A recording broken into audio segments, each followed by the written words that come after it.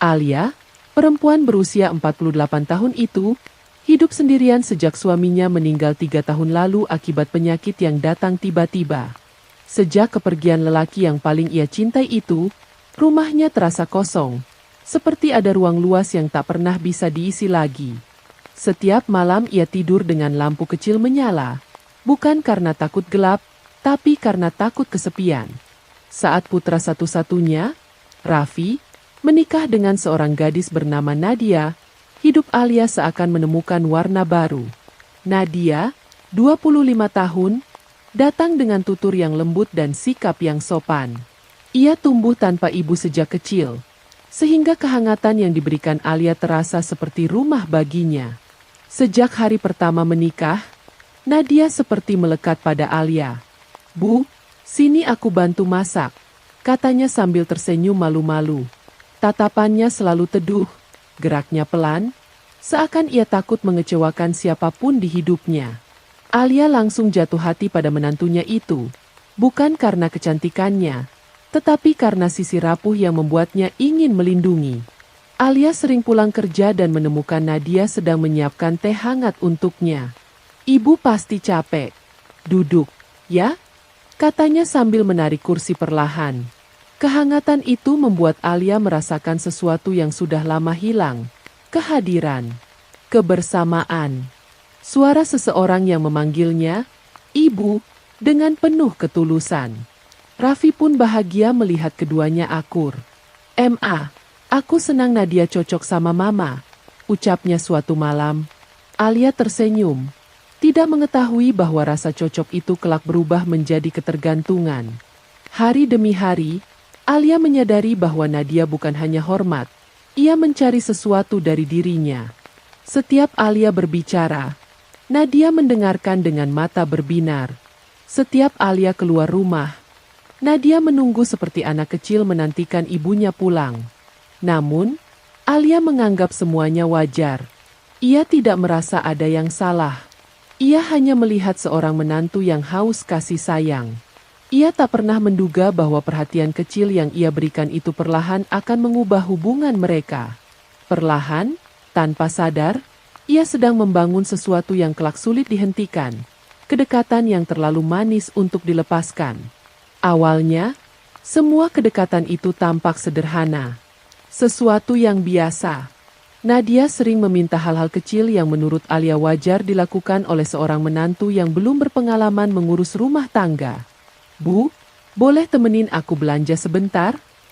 "Bu, aku bingung pilih bumbu ini. Boleh minta pendapat Ibu?" "Bu, aku takut sendirian di rumah. Boleh duduk di ruang tamu bareng aku?" Alia selalu mengiyakan. Baginya, menantu yang manis seperti itu harus diperlakukan dengan kasih sayang. Bukankah dulu ia juga ingin memiliki anak perempuan? Kedatangan Nadia seperti menjawab doa lamanya. Namun semakin hari, permintaan itu tidak lagi sesederhana sebelumnya. Nadia mulai sering mengetuk pintu kamar Alia pada malam-malam ketika Raffi lembur. Cara dia mengetuk pintu pun berbeda. Pelan, ragu, seolah meminta izin tetapi juga berharap sekali untuk diperbolehkan masuk. "Bu, aku nggak bisa tidur. Boleh ngobrol?"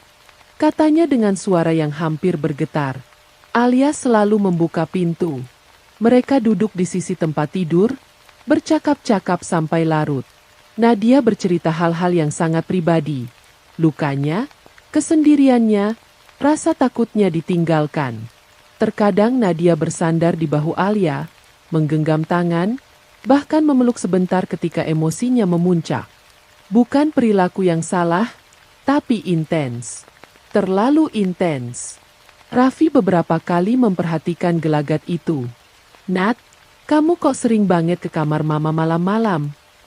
Nadia tersenyum canggung. "Aku cuma kangen Ibu."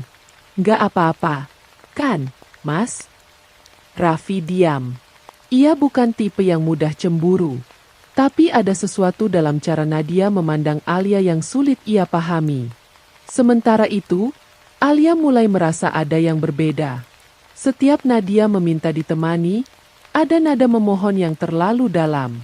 Setiap Alia menolak karena lelah, Nadia tampak kehilangan arah. seperti anak kecil yang ditinggalkan. Suatu sore, ketika Alia menolak permintaan Nadia untuk ditemani belanja karena ingin istirahat, Nadia mendadak murung. Ia duduk di ruang tamu sambil memainkan jarinya. Gelisah, seperti menunggu sesuatu yang tak kunjung datang. Ketika Alia menghampiri, Nadia langsung meraih tangan Alia erat sekali. "Bu, jangan jauh-jauh ya. Aku suka kalau ibu dekat. Rasanya tenang banget." Ucapannya lembut, tapi nadanya membuat Alia merinding. Ada ketergantungan di sana. Keterikatan yang belum pernah Alia rasakan dari menantu sebelumnya. Alia mulai bertanya dalam hati, apakah ia terlalu memanjakan Nadia? Atau ada sesuatu dalam diri Nadia yang selama ini tidak ia pahami? Pertanyaan itu terus menggantung. Dan tanpa sadar, jawaban dari semua itu akan membawa mereka pada hubungan yang semakin sulit dijelaskan. Malam itu, ketika Raffi lembur hingga larut, hujan turun deras.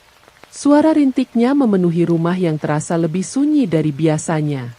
Alia sedang menutup jendela ketika suara ketukan pelan terdengar dari pintu kamar. Tok, tok, tok. Alia, pikirnya sesaat sebelum membuka pintu. Namun yang berdiri di depan pintu adalah Nadia. Wajahnya pucat, mata berkaca-kaca. "Bu, aku boleh tidur di kamar ibu? Aku merasa rumah ini terlalu sepi tanpa ibu." Suara itu begitu lembut, hampir berbisik, namun syarat dengan keresahan. Alia terdiam.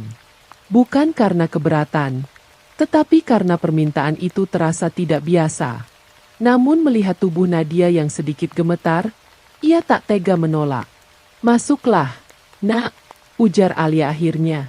Nadia masuk pelan-pelan, duduk di sisi tempat tidur.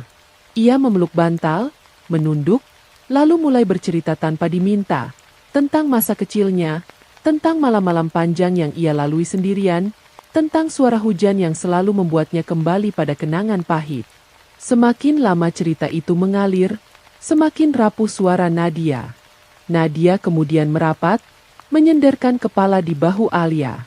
Sentuhan itu tidak vulgar, tetapi mengandung keintiman emosional yang sulit dijelaskan. Alia tersontak, bukan karena tidak nyaman, justru karena Alia merasakan sesuatu yang familiar. Ia dibutuhkan. Ia menjadi tempat bersandar. Dan perasaan itu membuat hatinya hangat sekaligus bingung. "Ibu, kalau ibu nggak ada, aku takut aku balik jadi orang yang dulu," bisik Nadia. Tangannya tiba-tiba menggenggam tangan Alia, erat, seolah takut Alia menghilang. Alia menatap wajah Nadia.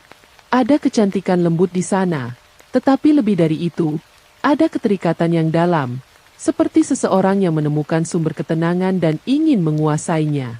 "Tenang, Nak, ibu di sini," jawab Alia akhirnya. Jawaban itu seharusnya sederhana, namun rupanya menjadi obat yang membuat Nadia semakin ketagihan. Sejak malam itu, Nadia semakin sering mencari Alia dalam situasi apapun. Kadang hanya untuk hal kecil, memilih baju, memilih parfum, bahkan menanyakan menu makan yang bisa ia tentukan sendiri. Kadang untuk hal-hal sensitif, perasaan kesepian, kebingungan, ketidakamanan yang seharusnya dibicarakan dengan suaminya. Nadia mulai menunjukkan pola yang mengkhawatirkan. Setiap kali Alia memberi perhatian, ia meminta lebih. Setiap kali Alia mencoba mengambil jarak, Nadia menjadi murung, kehilangan senyum, bahkan kerap memeluk Alia tiba-tiba seakan takut ditinggalkan. Raffi juga mulai memperhatikan. Suatu malam, ia berkata lirih, "Ma, aku rasa Nadia lebih dekat sama Mama dibanding sama aku." Alia hanya tersenyum samar, menyembunyikan kegelisahannya. Karena di balik perhatian manis itu, ia merasakan sesuatu yang tak terungkap. Nadia tidak hanya nyaman, ia ketagihan. Dan kedekatan itu perlahan bergerak melewati batas normal hubungan mertua dan menantu. Sejak malam hujan itu, perilaku Nadia berubah perlahan namun jelas. Ia tidak lagi sekadar meminta perhatian. Ia mengandalkan Alia untuk semua hal, bahkan yang paling sepele sekalipun. Jika Alia pergi ke dapur sebentar, Nadia menyusul. Jika Alia keluar membeli sayur, Nadia ikut bahkan ketika Raffi mengajaknya beristirahat. Jika Alia menutup kamar untuk tidur siang, seringkali terdengar bisikan di balik pintu. "Bu, boleh aku masuk? Aku nggak nyaman sendirian." Alia mulai merasa hidupnya tidak punya ruang pribadi lagi. Namun setiap kali ia ingin menarik batas, wajah Nadia yang memelas selalu membuatnya ragu. Suatu pagi, ketika Alia hendak pergi ke pengajian bersama teman-temannya, Nadia tiba-tiba menahan tangannya. "Bu, jangan lama-lama ya." Nada suaranya seperti anak kecil yang minta ibunya pulang cepat. Alia tersenyum kaku. "Iya, Nak. Ibu cuma sebentar." Namun sepulangnya, ia mendapati Nadia duduk di sofa dengan mata memerah, seolah menunggu kepulangan orang yang sangat berarti. "Kalau ibu pergi, rumah ini dingin. Aku nggak suka," ucap Nadia lirih. Ucapannya sederhana, tapi tatapannya membuat Alia sulit bernafas sejenak.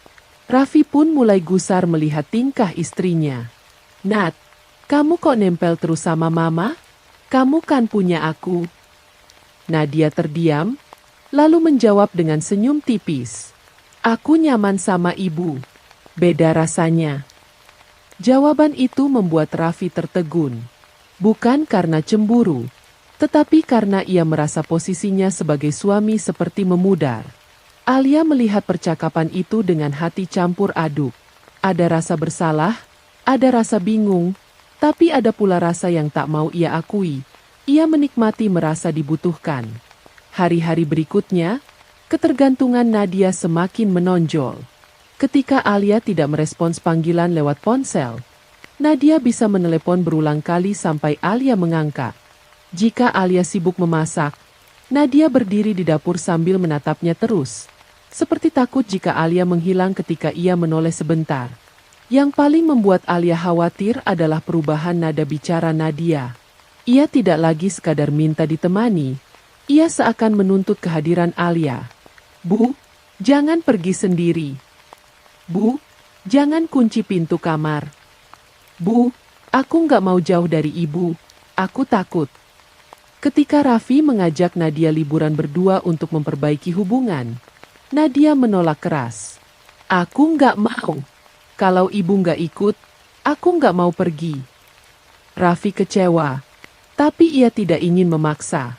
Alia, yang berdiri tak jauh dari mereka, merasakan potongan-potongan jawaban dari pertanyaan yang selama ini menghantuinya.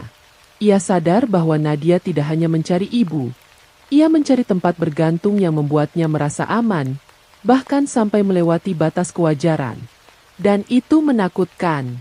Bukan hanya bagi Nadia, tetapi juga bagi Alia. Karena perlahan, ia merasa kendali hidupnya direbut oleh seseorang yang ia sayangi.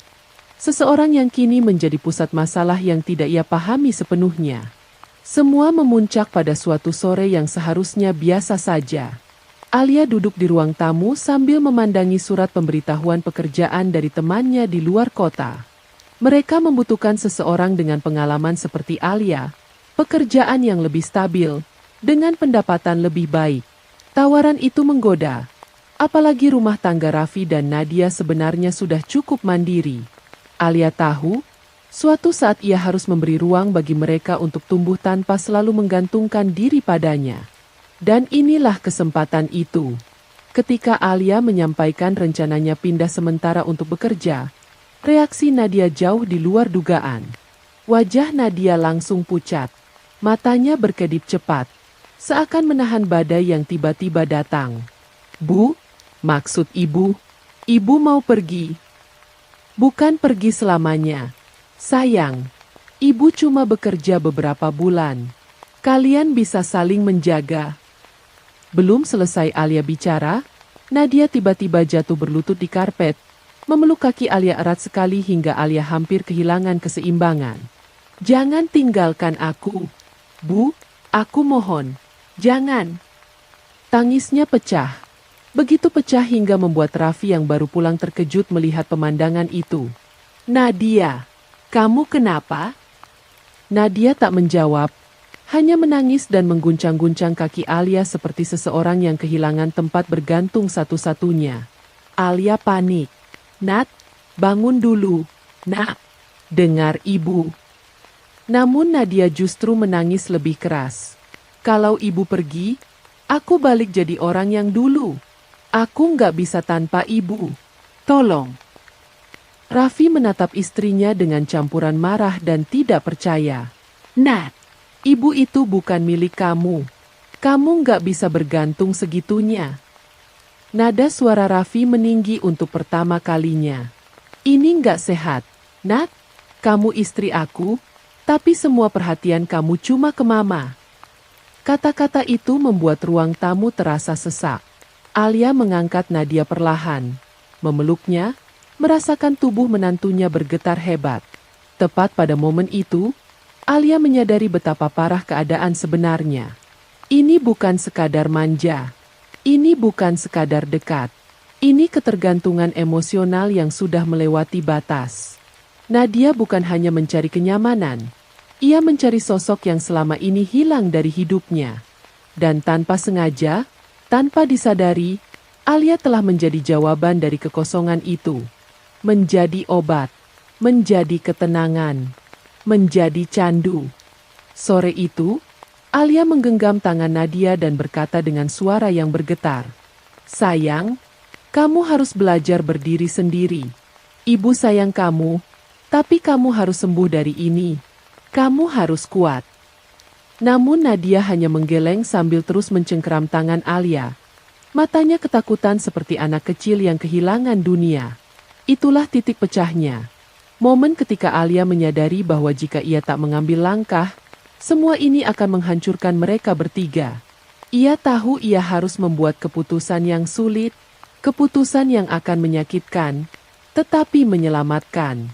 Sejak kejadian itu, malam-malam di rumah Raffi terasa seperti berjalan pelan di atas kaca tipis. Nadia lebih tenang, tetapi hanya di permukaan. Ia seakan hidup dalam ketakutan bahwa Alia akan benar-benar pergi. Sementara itu, Alia bergulat dengan perasaannya sendiri. Campuran sayang, rasa bersalah, dan kesadaran bahwa hubungan ini tidak bisa terus begini. Keputusan tetap harus ia ambil. Namun Alia tahu, meninggalkan Nadia begitu saja akan menghancurkan gadis itu. Ia harus melepaskan, tapi dengan cara yang menyembuhkan. Alia mulai dengan langkah kecil. Ia pelan-pelan memberikan Nadia ruang untuk melakukan hal-hal sendiri. Ia mengajak Nadia memasak bersama, lalu membiarkan Nadia menyelesaikan prosesnya tanpa bantuan.